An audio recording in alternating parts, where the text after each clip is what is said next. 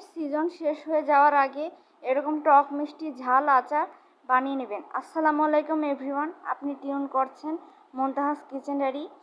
তো ঈদের সবাইকে চতুর্থ শুভেচ্ছা জানিয়ে আজকে রেসিপি শুরু করছি। তো এই যে এখানে আমি 1 কেজি কাঁচা আম, টসটসা কাঁচা আম নিয়েছি, সুন্দর করে ধুয়ে বিল করে ধুয়েছি আমি সুন্দর করে। তো এই যে আমি আমগুলোকে দেখুন সুন্দর করে আমি পিল করে নিচ্ছি।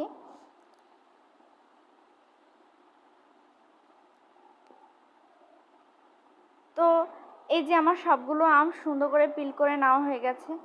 আমগুলো এরকম সুন্দর করে পিল করে নেওয়া লাগবে, চেষ্টা করবেন একটু বড় টাইপের আমগুলো নেওয়ার। তো তো এই যে আমি আমগুলোকে সুন্দর করে বড় বড় করে এগুলোকে সুন্দর করে আমি এগুলো টুকরো করে নেব। এই যে এখন আমার এখানে দেখুন আমি সবগুলোকে এভাবে করে কেটে নিয়েছি। কিভাবে এইভাবে করে টুকরা করে নিতে হবে।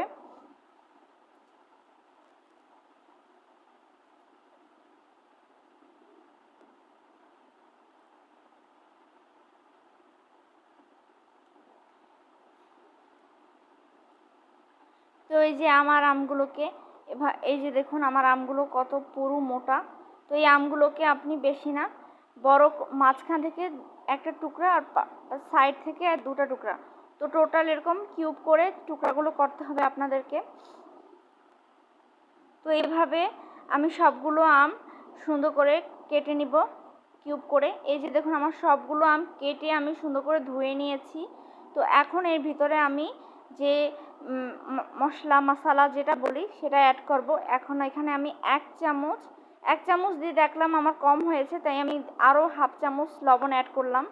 তো লবণ আর হলুদ অ্যাড করে আমি এই আমটাকে সুন্দর করে এগুলোকে এখন মাখিয়ে নিব।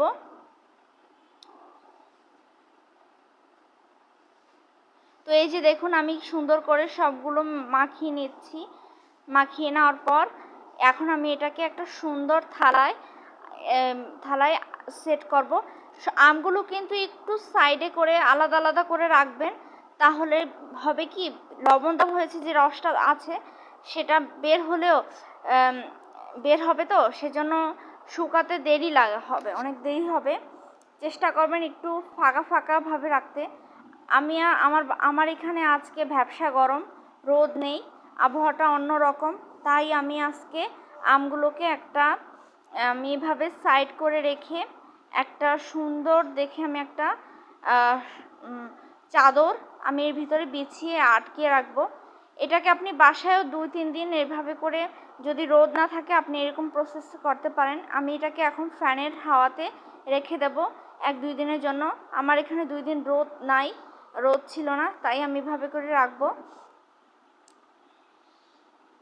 আর সেম এটাকেও আমি একই রকমই কাপড় দিয়ে ঢেকে দিব।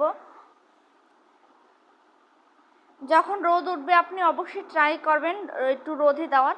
তো আমি 2 দিন, আমার ভ্যাপসা গরমের পর 2 দিন রোদ ছিল না, রোদ উঠলো, তারপর আমি এগুলোকে সুন্দর করে 2 দিন রোদে শুকিয়ে একদম দেখুন কি অবস্থা, শুকিয়ে একদম পাপড় হয়ে গেছে। তো এই যে এখন আচার বানানো মশলা ইনগ্রিডিয়েন্টস।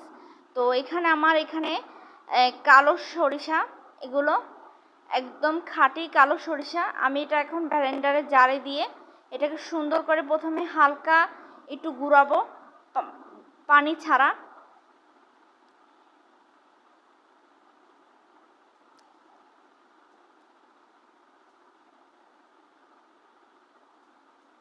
তো এই যে পুরো সরিষাগুলো আমি এখানে দিয়ে দিয়েছি।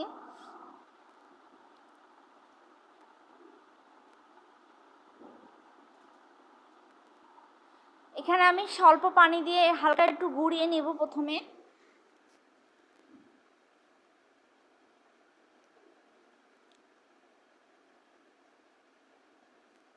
এটা আমি হালকা একটু গুঁড়িয়ে এখন নিব এটাকে অল্প একটু। তো তারপরে আমি দ্বিতীয়বার আবার পানি দিয়ে সুন্দর করে ব্যালেন্স করেছি। তো এই যে আমার আচারের জন্য তাওয়াটাকে বেশ খানিকটা গরম হয়ে গেছে। তো এখানে আমি 200 ml আমি সরিষার তেল দিয়েছি। আমি পিওর সরিষার তেলটা দিয়েছি, এসিআই পিওর সরিষার তেলটা। আপনি যে কোনো কোম্পানির সরিষার তেল, রাঁধুনি, প্রাণ সরিষার তেল, যে কোনো অ্যাভেলেবল আছে, সুপার শপ থেকে আপনি সেটা অ্যাভেলেবল পেয়ে যাবেন। তো এখন এর ভিতরে আমি বেশ খানিকটা সরিষা অ্যাড করে দিচ্ছি। এখন সরিষাটা দিয়ে ভালো দ্রুত নাড়াচাড়া করতে হবে, না হয় সরিষাটা নিচে পড়ে যাবে, তখন আবার আচারটা খেতে তিতো লাগবে। তো এই যে আমি ঘন ঘন এটাকে নাড়াচাড়া করছি সরিষা তেলের সাথে ভালো করে এটাকে নাড়াচাড়া করতে হবে। নাড়াচাড়ার পর এখন যেটা করবেন আপনি, এখানে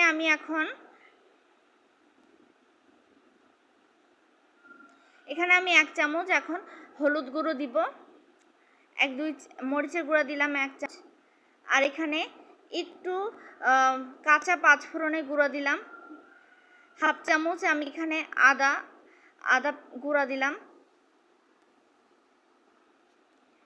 তো এটাকে দিয়েও, মশলাটাকে দিয়েও সুন্দর করে এটাকে নাড়াচাড়া করতে হবে। এখানে কিছু কাঁচা পাঁচফোড়ন সেটাও আমি অ্যাড করলাম। আপনি চাইলে কাঁচা পাঁচফোড়ন যদি আপনার পছন্দ না হয় আপনি ভেজে গুঁড়ো করে দিতে পারেন, পাউডারটাও অ্যাড করতে পারেন। তো এই যে আমার যে সমস্ত শুকনো আম ছিল সব এগুলোকে আমি এর ভিতরে দিয়ে দিলাম। এটাকেও সুন্দর করে নাড়াচাড়া করতে হবে।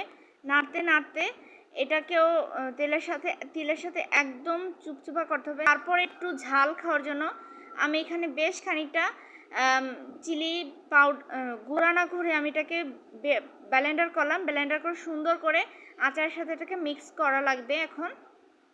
এখন অনবরত খালি নাড়াচাড়া করতে হবে। তো নাড়তে নাড়তে এক পর্যায়ে আমাকে এখন চিনি অ্যাড করতে হবে। তো এখানে আমি 1/2 কাপের থেকে একটু বেশি এখানে চিনি আমি নিয়েছি। 1 কাপ বলতে পারেন, 1 কাপের মতো আমি যেখানে চিনি অ্যাড করলাম। চিনি অ্যাড করে সুন্দর করে এটাকে এখন আবারও নাড়তে হবে। চিনি দেওয়ার ফলে বেশ খানিকটা পানি ছাড়বে এখানে।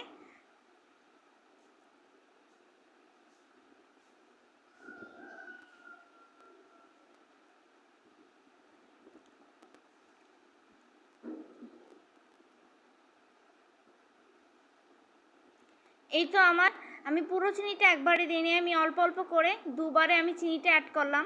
বেশ কিছুক্ষণ নাড়াচাড়ার পর আমি আবার চিনি অ্যাড করেছি।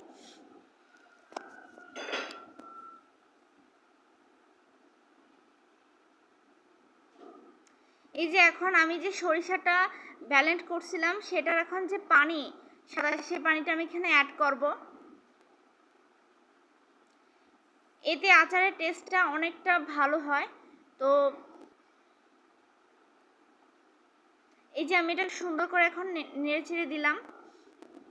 নাড়াচাড়ার পর এটাকে বেশ কিছুক্ষণ এখন জাল করব আমি এখন। আর এর মধ্যে এখন আমি একটা কাঁচা পাঁচফোড়নের গুঁড়া আমি আরও একবার দিলাম যাতে ফ্লেভারটা ভালো হয়। তো দেওয়ার পর এখন আমি আরও কিছুটা চিনি দিয়েছি, কারণ আমার কাছে মনে হচ্ছিল চিনির পরিমাণটা কম হয়ে গেছে, ঝালটা বেশি লাগছিল।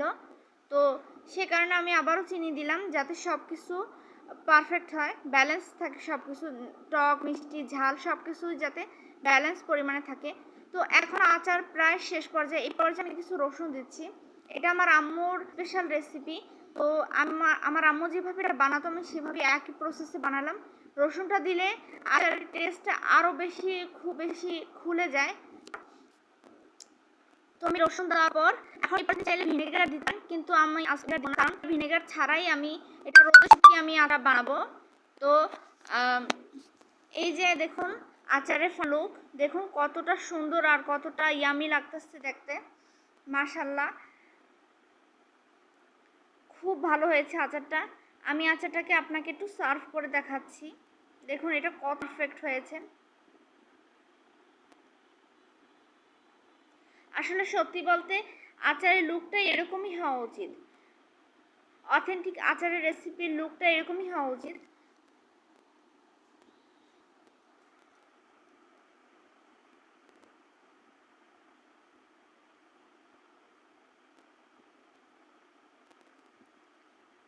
এই যে দেখুন আচারটা কতটা টেস্টি হয়েছে, মাশাআল্লাহ খুব ভালো হয়েছে আচারটা।